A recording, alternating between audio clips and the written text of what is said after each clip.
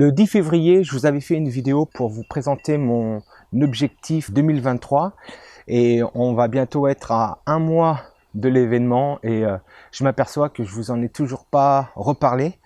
Bon, si vous me suivez sur les réseaux sociaux, vous devez savoir parce que je m'entraîne pour ça. Tout ce que je fais, c'est pour cette course. Ben oui, c'est le grand raid de l'ultramarin avec ses 175 km. Mais apparemment, quand je vais sur leur site, c'est 173. Bon, bah, c'est pas bien grave non plus. On n'est pas à 2 km près. Je dirais sûrement pas ça à la fin, si j'arrive au bout. Bon, le 10 février, je vous avais fait une vidéo pour vous parler de cet objectif. Et maintenant, je vais vous dire ce que j'ai mis en œuvre pour être dans l'état où je suis en ce moment. En ce moment, pour l'instant, j'ai l'impression d'être bien. J'ai l'impression d'être bien physiquement. Tout ce que je fais, j'ai pas vraiment de gros problèmes. Donc on va dire que cette prépa pour l'instant se passe bien. Même s'il y a des doutes, cette prépa se passe bien. Alors on va revenir un peu en arrière. Le 10 février, donc je vous parle de cet objectif et de ce plan d'entraînement avec Run Motion. Le 12 mars, le semi de Rambouillet m'invite. Donc j'y vais. Voilà, je voulais voir dans quel état je pouvais être avec ce début de prépa. Je voulais voir l'avancement, je voulais voir l'état des lieux, je voulais voir tout simplement où j'en étais. Parce que le dernier semi que j'avais fait, c'était en fin septembre, début octobre, l'année de mon ultramarin.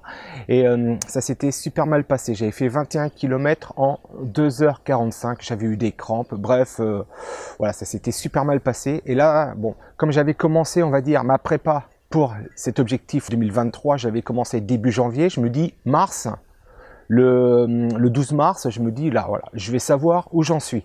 Donc j'ai participé à cette course. Je vous mets le lien ici ou ici. Et j'ai participé à cette course. Et étonnamment, tout s'est super bien passé. Et j'ai même, on va dire, j'ai même pulvérisé mon record.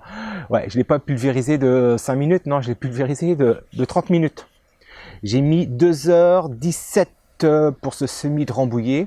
2h17, ça n'a pas été simple non plus, mais bon, voilà, j'ai réussi à tenir et j'ai mis 2h17. Donc après ce semi, je me suis dit, voilà, c'est bien. J'ai l'air bien, c'est pas mal. Et quelques jours après, je gagne un dossard pour aller faire le 63 km du trail des Châteaux de la Loire. Je me dis top, comme ça pour la préparation de l'ultramarin, c'est génial. Donc voilà, je fais le semi. 3 semaines après, même pas 3 semaines après, le 1er avril, je fais le trail des Châteaux de la Loire, 63 km. Sur ce trail, tout s'est bien passé. La prépa avait l'air bonne parce que je me suis pas préparé pour cette course. Moi, mon but, c'est je me prépare pour l'ultramarin et je mets des courses. Je mets des défis entre le début et puis la fin de ma préparation. Je me mets des petits buts. Donc sur ce trail des Châteaux de la Loire, franchement, j'étais assez content puisque je n'avais pas fait de préparation pour ce trail.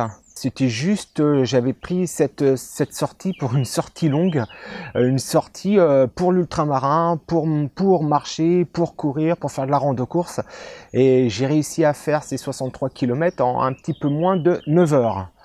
Donc super content, super ravi. Je vous mets aussi le lien de la vidéo quelque part. 2 jours après le trail des Châteaux de la Loire, l'organisation de la 14-18 m'offre un dossard pour leur ultra trail, la ligne rouge. Et j'en ai même le suite ici. Et un 102 km du côté au nord de Compiègne.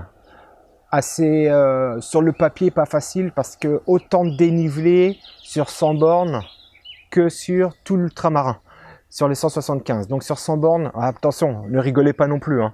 On parle de dénivelé, c'est mon dénivelé à moi. Donc sur 102 km, il y avait à peu près 1400 de D+. D'accord, on rigole pas. Pour moi, c'est beaucoup. 1400 de D+, et sur l'ultramarin, c'est quasiment ça, mais sur 175 km. Donc je me suis dit, super, on y va.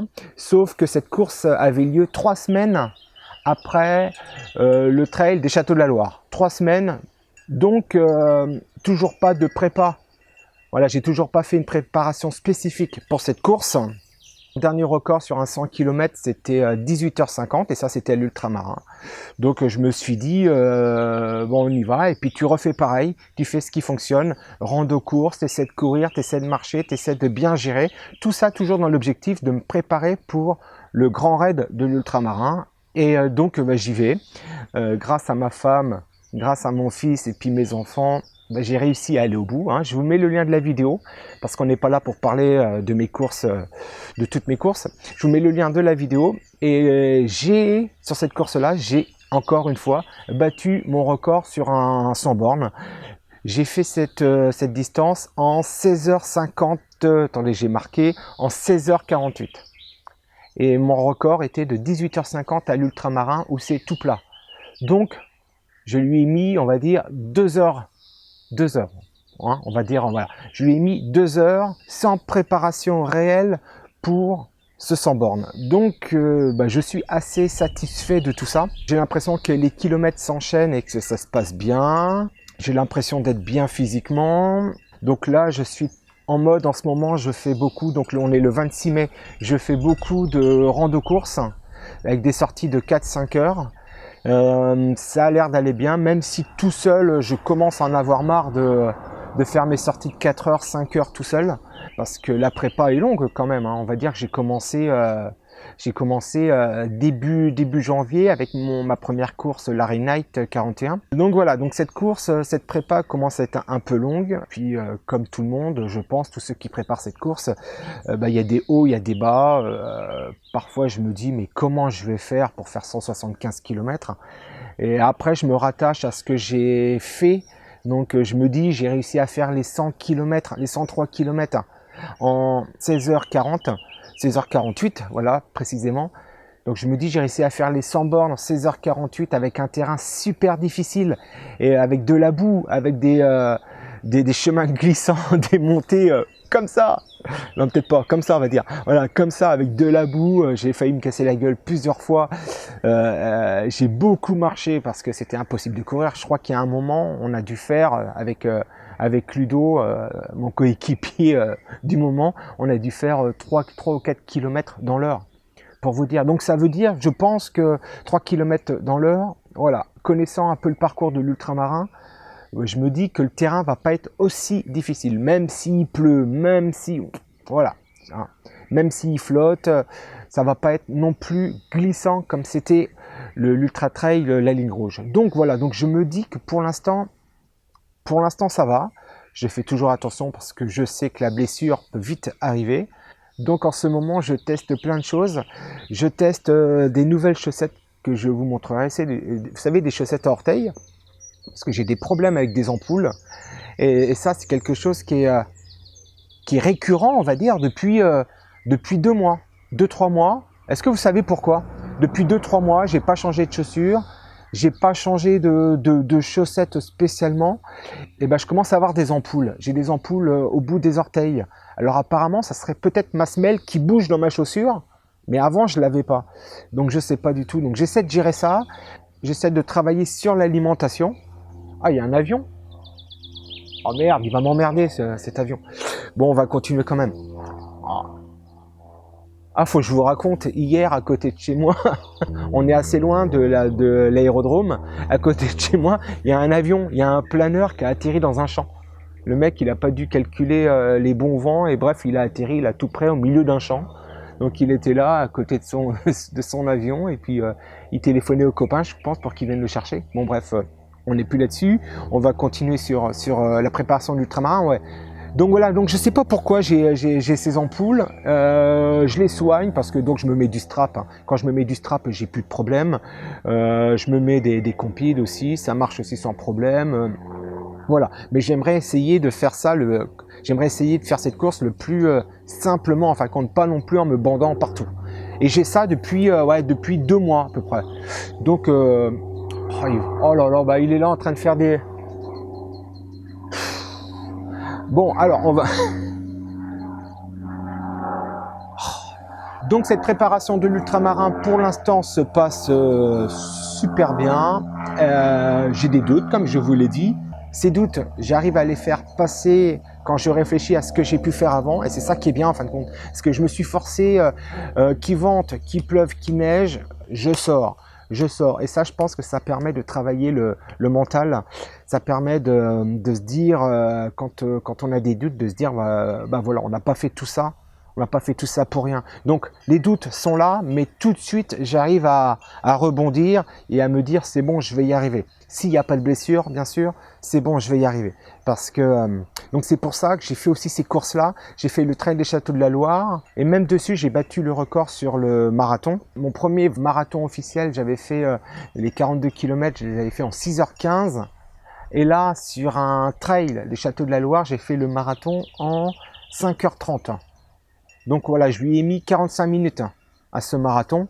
Donc voilà, je suis dans une bonne forme. Donc tous ces petits détails me donnent, voilà, me donnent de l'envie, me font espérer que je vais aller au bout.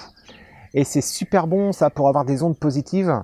Et donc voilà, toutes ces petites distances, tous ces trails que j'ai pu faire, l'ultra trail, la ligne rouge, où c'était pas facile, où c'était la galère par moment. Franchement, on n'avançait pas. Et moi, avec mon poids, en plus, je glissais dans tous les petits chemins en dévers, je glissais, c'est pas possible.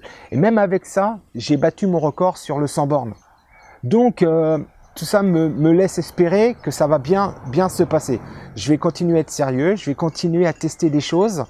Et maintenant, je vais faire essentiellement des sorties longues en mode rando course, avec un peu de fractionné, un peu de côte encore, mais sans réellement me blesser. La semaine prochaine, je participe à un 33 ou 34 km ou 35 km du trail des Couves au nord d'Alençon. Et voilà, ça va être encore en mode rando course, et spécialement voilà pour faire des kilomètres et puis pour voilà pour continuer. Une semaine après, on va être autour du 10 juin. J'ai une petite course, j'ai un 10 bornes à côté de chez moi, toujours en trail, mais là ça va être pour voilà pour que ça soit vraiment tranquille, toujours avoir de la course, prendre plaisir. Ça me fait mes sorties. Et puis après, on va vite arriver à fin juin, début juillet pour l'ultramarin. Alors je reçois beaucoup de messages de votre part, franchement un grand merci de toute cette gentillesse. Il faudrait que je sorte un livre avec tous les messages que je reçois. C'est quelque chose, à l'époque où l'on est, recevoir autant de messages comme ça, c'est franchement, voilà, je vous remercie énormément. Et donc on va continuer pour l'ultramarin, et puis objectif 175 km ou 177, hein, on ne sait pas trop. Et c'est cet objectif, et puis on va y aller au bout, et puis on va continuer, et puis moi je vous dis salut.